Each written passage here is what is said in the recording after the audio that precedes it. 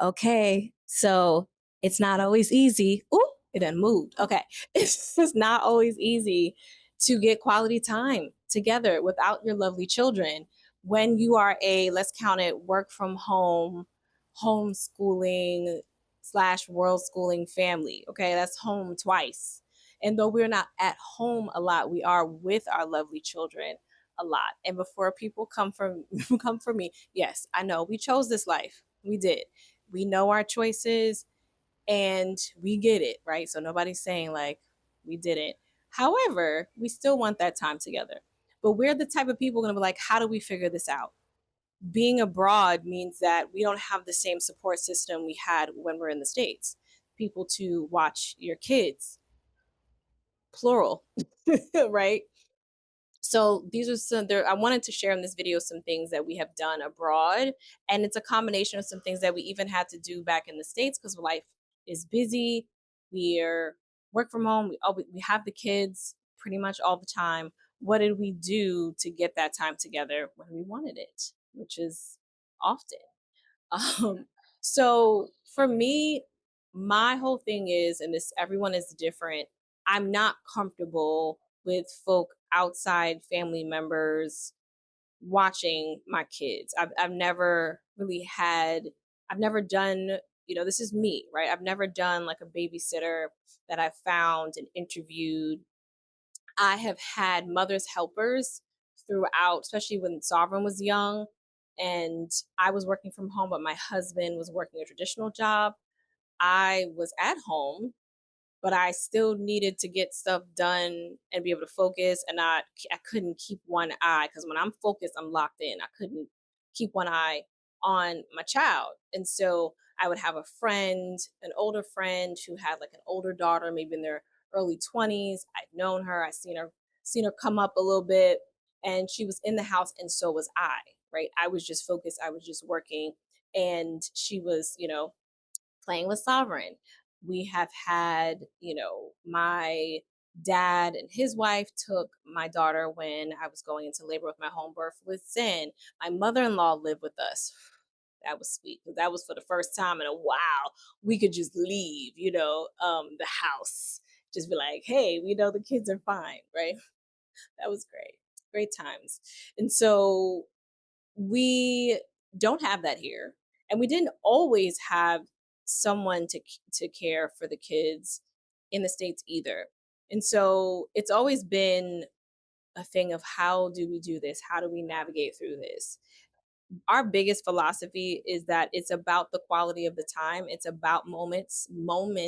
I think that's a key word for us. It's about moments of connection and not necessarily hours of connection, not necessarily the quantity of time that we're getting to connect, but that we're making these connection points every day. So one thing one thing that we do here, and I'm trying to see if we really did it in the States. There really was not for this back in the States, there wasn't a point for us where we drop both kids off and we're not with any kids. Like we didn't have that. Sovereign's my oldest, she's 10. So yeah, she had places to go and things to do, many of which I was there for. And then there were things where I could drop her off to a play date, or she had an engagement, because these kids and their social calendars, or something to that nature, right? She has something going on. Many a times I was able to do that, but I had the toddler with me, right? Nobody was I wasn't dropping my little one anywhere, even forest school. He wasn't of age in the States to go to forest school. They started at the time at 4. And so he's 3, still not able, right? 3 or younger. And right now he's 3.5. Coming here, the forest school takes him at 3.5. And I was like, look at God. Like we can actually have a situation where we're dropping both kids off for a few hours. Now, forest school is a little different because it's like a half day situation. So they're there from 9:30 to 9, no, 9 to like 12:30, right? So it's a half day, but that's still what, like 3.5 hours after drop off that we have no kids. And so I would say finding, even if you're homeschooling, world schooling, stay at home, work from home, all the things, that you find something in the routine where they can do something without you if possible. I know sometimes if you have little ones, that's not necessarily a thing. Like you can't drop little ones off really anywhere, besides family members or really close friends, right? Um or if you do have a babysitter that you've vetted and that you trust, right? So that we just never had that. And so if that wasn't on the cards, that wasn't in the cards for us, it wasn't on the table, we had to figure something else out. And so one of the things that we did was find something that we can put in our routine where we can drop both of them off. And that became a priority. One, because it's great for them. They're in an environment that was familiar to them in the States. And I love that for them. I love my little outdoor nature kids going to forest school. And my husband and I are like, "Ooh, this is the time during the week where we know we have this block of time, a longer chunk of time to just do us. We can go on a date, we can run errands without the kids," right? Which is like a productivity date kind of thing. But we do our thing. We go grab a bite to eat when we don't want to spend it for everybody to eat and we don't want to deal with like, well, I don't want this and I want this and can I get this? We can just have a grown level eating experience. Okay. You know what I'm talking about. If you know, you know, right? If you know what I'm talking about. So Tuesdays for us is that day where we get to do that. So that's one thing. Find something in the routine, ideally where we can drop but one of them off. We only do it one time a week. So it's not like a everyday recurring thing. So even as a homeschooler, world schooler, if you're eclectic and flexible, finding somewhere they can go for a little bit. And then we will also the I will also kind of as a bonus, since I've already mentioned it, a mother's helper. And I don't know if people consider that as an option, but someone who comes in while you're in the house. So they can watch your kids and you and your spouse can go on your balcony, or you can have like an in home date or around your home date, a park that's within walking distance or something like that. If you feel really comfortable with the mother's helper leaving them for like an hour or something like that with the kids, but mostly you're home, right? You're there and you can use your outdoor space. You can use your home in a different way. You can set up an in home picnic. You can go, if you have a front yard or a backyard, you can do your thing and you know someone's watching your kids and not going to run out and ask you for some juice. You're good. So a mother's helper option is great. Another thing in this same vein, right? We're talking about other people's support. I have clients who do friend exchanges. And I was setting this up with a friend of mine back when Sovereign was young, really young, but we moved to North Carolina at the time and we never got to do it. But basically, look, on these days, I'll take your kids, you're good. And on these days, you take my kids and you're good, right? This is a trusted friend and it was an exchange. This is someone someone you feel good about, if you feel the vibes and you're comfortable. And we were going to think about doing a kind of exchange thing. So that's also an option. Sometimes you got to get creative with this quality time thing when you live in kind of on the fringe of alternative lifestyle situations. You have to get creative. And so that's one thing. Drop off place, mother's helper, friend exchange, or if it is a caregiver babysitter thing, right? The friend exchange usually is not going to cost because it's an exchange. It's like a barter system for caregiving. It can get tricky. You want to have like this around the same number of children, right? It's like you watch my 7 kids and then I'll take your one, like um but that might work, because each person has 8 kids when they're doing the thing, but you work it out with your person. But essentially that is not costing anything. The mother's helper does cost, but because you're home it usually costs less. You can get somebody a little younger. That's not like I charge $40 an hour or what have you.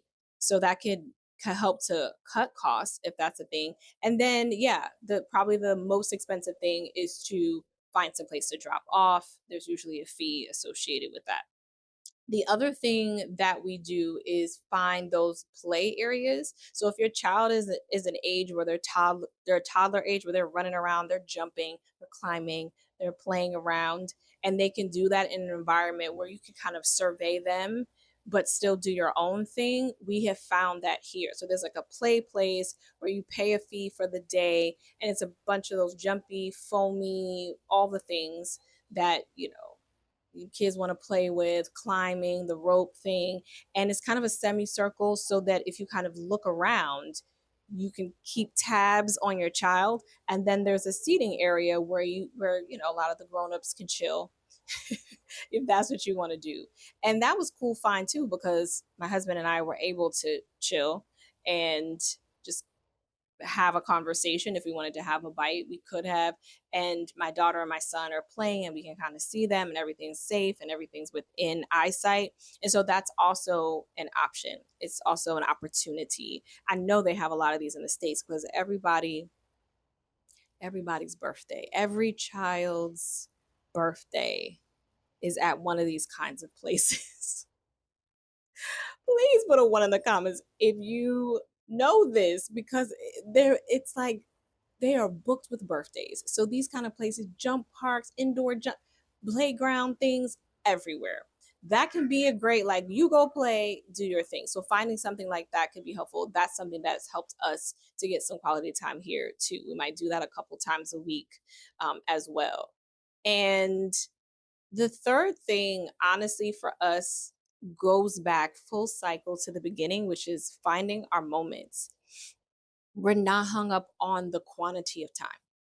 That makes a that's a game changer. It makes a huge difference, because our kids could be independently occupied for a little bit, even if it's 15 minutes, and we're able to have a cuddle and a talk, right? Let's just cuddle up and talk for a little bit. We're able to do something like, hey, the kids are watching a show so that you can cook dinner, because if you've been watching the channel for a while, my husband cooks 99% of the food because he's just so passionate, and I support his passion. And I like to eat and he likes to cook. I mean, come on. And so he's cooking, but I'll be his sous chef. I'll go in there. It's something he's already going to need to do, and something that he has to do, right? We got to eat. And I will go in there and I will be his sous chef, and we'll have our moments then. The kids are, again, occupied. They may come in and out as they do in the kitchen. I'm totally understanding when my mom was tired of me coming in the kitchen and felt annoyed by that. I feel like this is our comeuppance. But my mom, you know, but me as a mom, I'm feeling that same thing. It's like, why are you in here? I'm doing it. I can't make it any faster. It's not magic. So yeah. But I will be in the kitchen with him. We'll be in the kitchen together, and we'll be able to have moments. We laugh, we'll watch little stupid videos together, we'll listen to music, and we'll cook and we'll chop, and we'll have little moments, little grown moments, and just connect. And same thing can happen wherever there's pockets of time for you, right? Whether that's in the evening after the kids go to bed and you're tired, how can you be tired together? Can you just take a deep breath because your kids are, occupied for a bit? What little moments can you steal away, even if it's just a couple of minutes, 5 minutes, 15 minutes? The quantity is not what matters. It's the quality of time, it's the points of connection. Those add up and they matter. And I would say that's the biggest thing, because we get that the most. We get an opportunity for that every single day. When I tell couples and share with couples that, hey, you can be connecting and have that intimacy every single day, they kind of look at me funny. Like, that sounds exhausting. But then when we talk about what their pockets of time are, what these moments can look like, they're like, oh, like ding, the little light bulb goes off. And I love that, because there's these moments that folks don't see what's possible. And that's a moment where you're like, oh, I see what's possible. Even with our schedules being insane, we do have moments every day that we haven't been utilizing. And even if you're apart, working with couples, I know who travel a lot for work, who deal with distance a lot in their relationship because of work travels. Often they're like, we can't really connect, but getting creative around how you connect when you're far apart is also pretty cool too. So yeah, those are my three things. Those are the things that are helping us connect, surely, abroad, because we do not have anyone here that you know what I mean? Like, we don't have the support. So my mother-in-law's not here, my dad and his wife are not here, our close friends are not here. So even people that are like, I need a break. Let's do a play date. My daughter will go to a play date, or their daughter will come, to our house, or you know, those things are not happening here. So that's a shift and it's an adjustment. But if you're abroad, those are some things that you can look into. And even if you're not abroad and you're just like, I'm busy. This is also some things that you can look into. So yeah, hopefully this has been helpful in just rewiring and resetting our mindset around how we can get in this quality time when it feels like we're busy, when it feels like we don't have a lot of support. And if this is something that you really want to delve into, like you're exhausted, feel like you don't have support, you make plans and they always fall through, like all of these things that seem to get in the way that are obstacles to the connection that you want to have. I definitely do have a masterclass available that you can watch if you'd like. Meet me in the description. You can check that out. And yeah, I just hope that if you're listening, you've gleaned something from this. If you have, let me know down below what resonated, what clicked for you, if anything. I would love to hear it and continue the conversation. And so, hey, I'm Imani Aisha. I am here to have conversation around how we can have deeper and more feel good relationships with ourselves and with our partners, whether abroad or not, but basically through the inevitability of change and challenge and transition in our lives, because they will happen, wherever you are, and whatever your circumstance, you're going to have shift and change and transition. And so, how do we still feel good in our relationship with self and in our marriages and long term relationships? And that's why I'm here. If that's your vibe, please subscribe, and I'm going to see you tomorrow.